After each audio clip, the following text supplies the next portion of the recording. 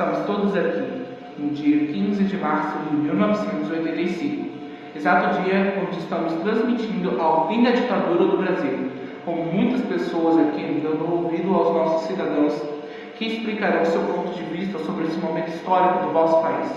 Primeiro, vamos dar atenção aos nossos cidadãos presentes no programa.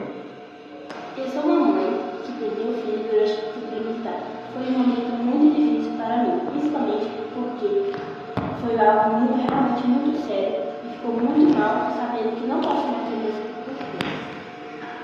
Então, mãe, você pode nos explicar exatamente o que houve para todo o ocorrido, se não for um incômodo? Bem, Estúdio é meu filho e ele cresceu no Rio de Janeiro comigo e com o pai dele, o Norman. E esse lugar era onde Estúdio cursava na economia na Universidade Federal do Rio de Janeiro. Sua militância política foi iniciada contra o torneio de dissidência estudantil do PCB na Guanabara, depois passou a ser chamado de MRS em 1969. Já havia tornado dirigente da organização, estando na frente das operações armadas do grupo, portanto, um alvo visado pela repressão no dia 14 de maio de 1971. Estúdio foi sequestrado por agentes da repressão, se tornando mais um desaparecido político da ditadura. O desaparecimento de Estúdio foi mais um dos mais conhecidos da ditadura militar, tanto no Brasil como no exterior. Tudo das denúncias que eu mesmo fazia. A situação dessa moça foi entre 1969 e à frente, no mesmo ano que ocorreu com mais controvérsia que tem sido a Lei da Anistia de 1969, promulgada no governo Figueiredo. Foi responsável pela abertura política após a ditadura militar.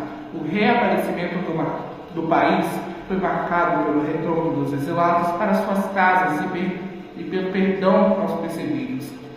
A medida beneficiou estudantes e artistas, além de outros vários segmentos da sociedade, mas não deixou de gerar controvérsias. Isso porque a anistia ampla, geral e irrestrita perdoou das práticas consideradas contra um Estado um amplo espectro de pessoas, incluindo torturadores e assassinos. Muitas das situações envolvendo prisões, desaparecimento e a morte das pessoas não foram analisadas a fundo e consideradas um ato de paz nacional. Em relação a isso, ela ficou profundamente rejeitada por familiares de vítimas e organizações de direitos humanos, já que vários crimes que vão contra tratados internacionais ficaram impunes.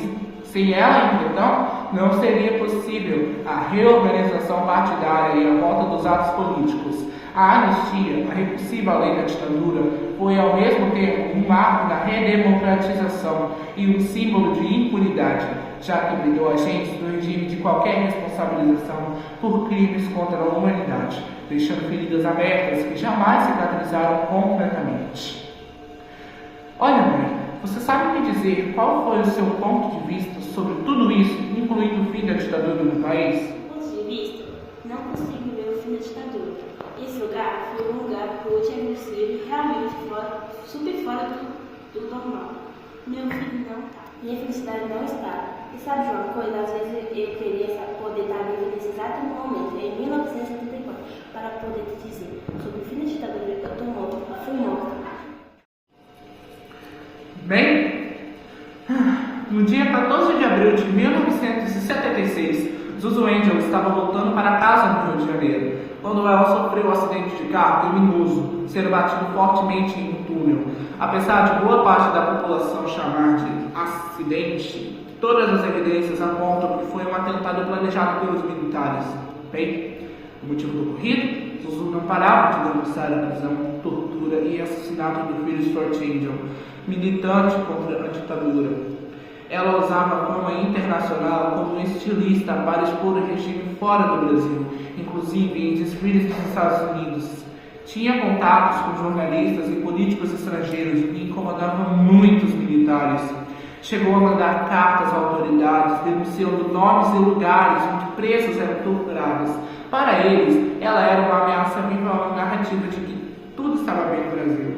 E como o regime já tinha eliminado opositores antes, decidiram matar o Zulu da mesma forma. Agora vamos ao seguinte cidadão, conhecido mais por ser um garoto militante. Prazer a todos. Meu nome é Edson Luiz. Eu sou um estudante que, sinceramente, eu cansei desse país que eu vivo. Pode me dizer mais ou menos sobre os seus sentimentos? Sobre o que você sente tudo nesse país? Bom, eu era estudante normal e estudava no colégio Pedro II no Rio de Janeiro. E como muitas pessoas na época, eu estava envolvido nos protestos contra a repressão e pela liberdade de expressão. Eu até lembro que em 1968 os estudantes começaram a se reunir no VAR Calabouço, um ponto de encontro da juventude que queria questionar o regime militar e as desigualdades do país. No dia 28 de março de 1968, a polícia militar invadiu o calabouço com a missão de dispersar um monte de gente que já estava cansada da censura, prisões arbitrárias e da repressão violenta. Durante a confusão, fui baleado no peito. A bala atravessou o coração, eu fui levado para o hospital, mas não resisti e morri. Sobre o fim da ditadura, eu concordo demais com essa mãe. Foi um lugar horrível que eu tive que viver durante todos os meus anos de vida. Espero que isso acabe de uma vez por todas, porque assim como ela sofreu, eu também sofri. Eu espero que mais ninguém sofra com isso. Fim da ditadura militar, por favor. A morte dele causou uma revolta gigantesca. Estudantes, artistas, trabalhadores, todo mundo foi para as ruas protestar contra a brutalidade da polícia e do regime. Foi um marco histórico que mostrou que a ditadura não estava nem aí para a juventude, para a vida dela e da população em geral. Edson Luiz, mesmo jovem e simples, virou um símbolo da luta contra a opressão, a violência e a censura. Sua morte impulsionou a mobilização estudantil e pouco depois iria colocar o Brasil inteiro contra a ditadura. E por conta desse ocorrido que foi iniciado por diretas já. A Constituição sempre previa que o sucessor do presidente Figueiredo seria eleito indiretamente pelo Congresso Nacional no mês de março de 1983. No entanto, o deputado federal do PMDB, Dante Oliveira, apresentou uma emenda constitucional que estabelecia eleições diretas para o presidente da República. A partir daí, as oposições moveram a população com o objetivo de pesar os parlamentares e a aprovarem a emenda constitucional por o país inteiro. Grandes comícios, atos, manifestações públicas foram realizadas. O lema era diretas já. Estudantes, líderes sindicais, políticos, setores da Igreja Católica, artistas e personalidades da sociedade civil e milhares de populares tiveram as forças que reivindicaram. As eleições diretas foi o que houve em abril de 1984. O Congresso Nacional rejeitou a emenda de Dante Oliveira. Nesse exato momento, vamos conversar com o nosso próximo cidadão que está aqui conosco para o nosso debate. Primeiramente, queria muito agradecer a oportunidade que eu tive de participar desse programa de debate, onde eu posso compartilhar a minha fala para várias pessoas do palco e posso conversar com elas. Agradeço a todos que vieram e saibam que foi muito importante a atenção de vocês por todo esse debate. Saiba que todos nós merecemos ser escutados e sabemos muito bem que todos aqui do palco realmente podem mostrar voz e importância aos nossos cidadãos desse programa. Pode nos contar um pouco da sua história? Bom, em 1964, o golpe militar derrubou o governo de João Goulart e botou uma ditadura que durou até 1975. Mas o que ninguém falou é que a classe trabalhadora virou tipo o maior alvo de tudo isso. Os militares não queriam nenhuma bagunça na área, então cortaram os sindicatos, fecharam a porta para a greve, prenderam o líder que levantava a voz. A repressão era nível hard, sem dó. Mas os trabalhadores, não se entregaram fácil. Mesmo com medo da tortura, do cacetete, da polícia na porta, os operários começaram a se organizar clandestinamente. Surgiram grupos, sindicatos clandestinos e a resistência foi tomando forma, especialmente na indústria pesada do ABC Paulista, berço da luta operária. E é aí que eu entro, o operário que nem falava direito e veio do interior do Pernambuco. Me mudei para São Paulo e fui trabalhar como metalúrgico. No começo eu era só mais um cara na fábrica, mas eu tinha um dom de liderança. Aquela conversa séria que fazia todo mundo ouvir e seguir. Nos anos 70, com a economia crescendo, mas os direitos dos trabalhadores indo para o saco, eu comecei a articular os metalúrgicos. Ajudei a fundar o Sindicato dos Metalúrgicos de São Bernardo do Campo e Diadema, que virou uma das bases da resistência.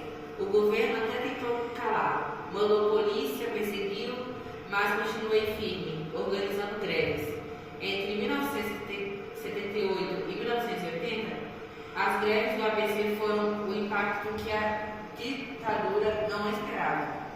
Metalúrgicos pararam as fábricas exigindo melhores salários, condições decentes a respeito.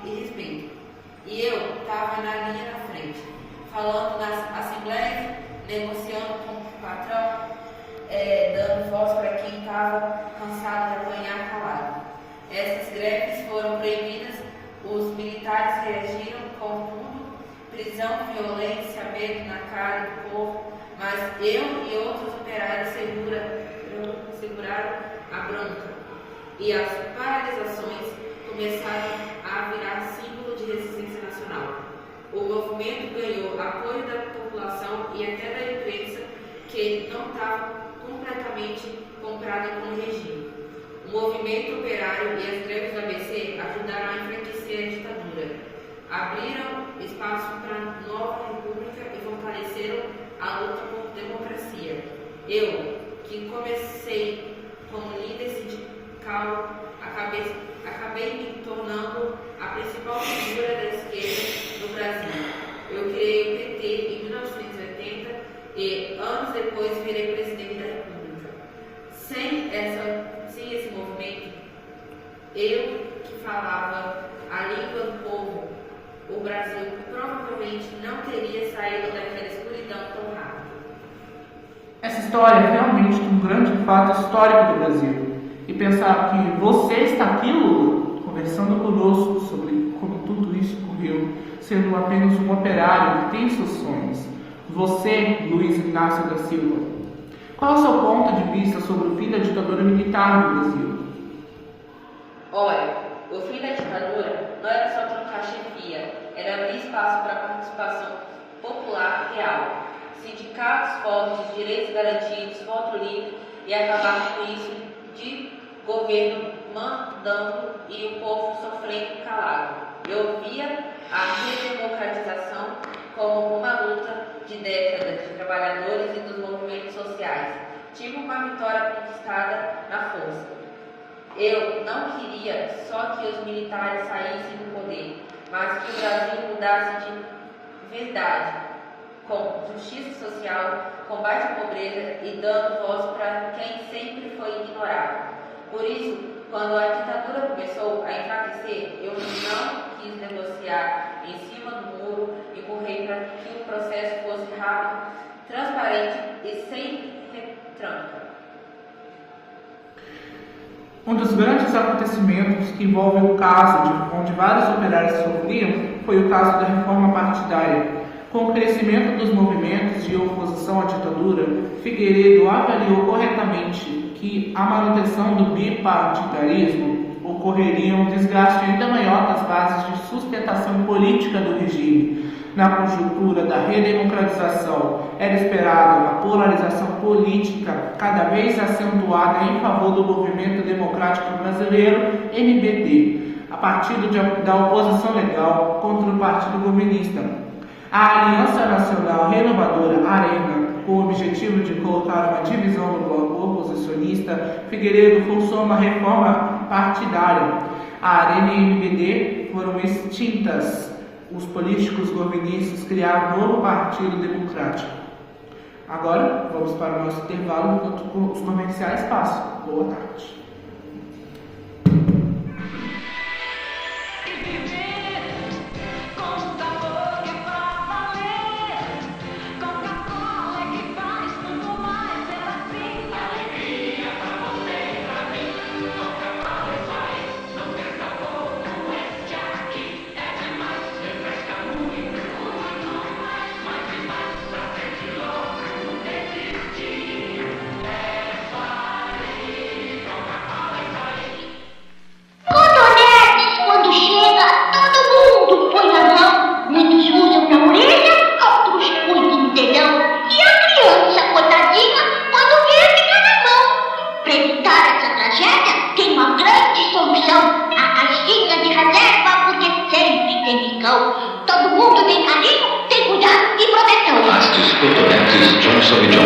Tenha sempre outra caixinha para evitar a reclamação.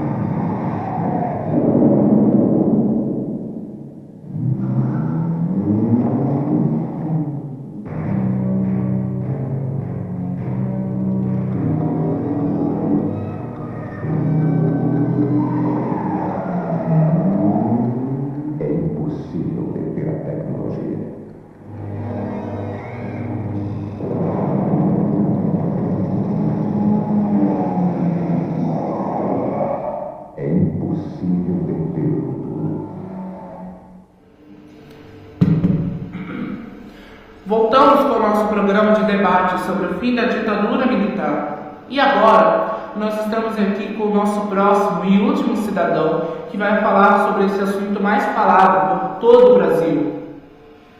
Olá a todos! Queria muito agradecer por estar aqui participando desse debate, onde eu realmente posso dizer tudo o que aconteceu. Meu nome é Ulisses Guimarães e eu fui um dos importantes para todo o ocorrido do político de oposição. Ulisses, você poderia nos dar um pouco da sua história sobre todo o acontecido? Posso sim.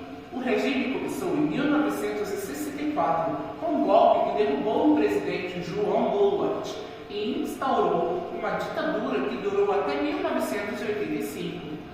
Nesse período, o Congresso foi fechado várias vezes, a censura dominava a imprensa e todo mundo que ousava levantar a voz contra o regime era perseguido, preso, torturado, oprimido. Nesse cenário brutal, o político de oposição virou uma espécie de herói silencioso, que uma voz que precisava ser ouvida, mesmo quando o silêncio era regra. Eu fazia parte do MPD, o partido que o regime permitiu para criar uma oposição controlada, mas nós usávamos todas as brechas possíveis para denunciar os abusos do governo, para cobrar liberdade, direitos humanos e a volta da democracia. Mesmo com as ameaças, perseguições e censura, nós não desistimos. A luta não era só nas ruas, mas também dentro do sistema, trazendo discursos, debates e articulações para pressionar o regime. Um dos momentos mais importantes dessa resistência foi a aprovação da Lei da Anistia, em 1979, que trouxe um pouco de esperança ao perdoar presos políticos e permitir o retorno dos exilados. Embora tenha deixado impune muito dos torturadores, nos anos 80, essa pressão cresceu e culminou na famosa campanha das diretas já, onde milhões de brasileiros foram a ruas pedindo eleições diretas para presidente, mostrando que o povo não ia aceitar o controle total do regime por muito mais tempo. A oposição foi fundamental para articular esse movimento e mostrar que a democracia era possível. Quando o regime finalmente começou a ceder, o político de oposição esteve na linha da frente, ajudando a escrever a nova Constituição em 1988, que consolidou os direitos e garantias fundamentais e marcou o fim da ditadura e o começo de uma nova era para o Brasil. Essa história mostra que, mesmo diante de toda a repressão e medo, a resistência política foi vital para que o país pudesse respirar liberdade de novo, com coragem, estratégia e muita vontade de mudar. Uau! Então, sim, eles realmente foram a chave para que todo esse perrengue pudesse acabar de uma vez por todas. E nisso, durante a luta deles, também ocorreu o tão conhecido como a crise econômica e inflação. No governo de João Figueiredo, ocorreu uma crise econômica muito grave, e isso foi extremamente difícil para o Brasil por conta da inflação, dívida externa alta e pelo desemprego. A inflação fazia com que os preços mudassem muito rápido. Isso consideravelmente dificultava bastante a vida das pessoas. Por exemplo, se o pão hoje custa R$1, outro dia ele custava R$1,20. E isso ocorria em vários produtos ao mesmo tempo, como comida, gasolina, passagens de ônibus, roupas, entre outros. Quando João Figueiredo assumiu a presidência no fim da ditadura militar, ele tentou fazer uma abertura política, ao mesmo tempo que o país enfrentava problemas econômicos sérios. Ele pegou o Brasil com uma dívida externa enorme, que foi resultado de empréstimos feitos nos governos anteriores, principalmente quando ocorria o milagre econômico. Mas, infelizmente, isso já tinha acabado e o Brasil já não conseguia mais pagar. Com isso, o Brasil teve que pedir ajuda ao FMI, Fundo Monetário Internacional, mas só fez piorar a situação para o Brasil. Por conta disso tudo, a economia parou de crescer, o povo perdeu o poder de compra e confiança das pessoas no governo decaiu muito. E com isso tudo, Ulisses Guimarães, qual é o seu ponto de vista sobre o fim da ditadura militar? Sinceramente, eu vejo o fim da ditadura militar como uma chance de o Brasil renascer de verdade, com democracia, liberdade e justiça para todo mundo.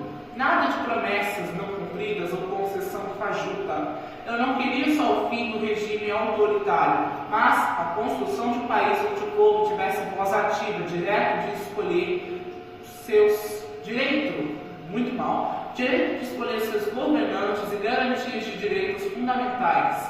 Para mim, a redemocratização era um processo urgente e essencial para curar as feridas profundas que a ditadura deixou. Acreditava que só com uma nova Constituição feita pelo povo e para o povo seria possível assegurar a democracia de verdade e evitar que o país caísse de novo em armadilhas autoritárias. Resumindo, eu tenho uma nova esperança e firme e trabalho duro para que o fim da ditadura não fosse só uma troca de poder, mas o começo de uma era de liberdade plena e respeito à cidadania. Agradeço a não só vocês, cidadãos, mas agradeço a todos que estão aqui nesse incrível programa de debate, aplaudindo e ouvindo todas as opiniões, toda a história, todo o enredo que houve com os nossos cidadãos. Queremos dizer que a ditadura militar finalmente acabou e isso pode nos mostrar que dessa vez o Brasil crescerá e mostrará o que realmente propomos ele para nos mostrar. Para todos, eu me chamo Boris Kassoy e esse foi o Fica Escutando.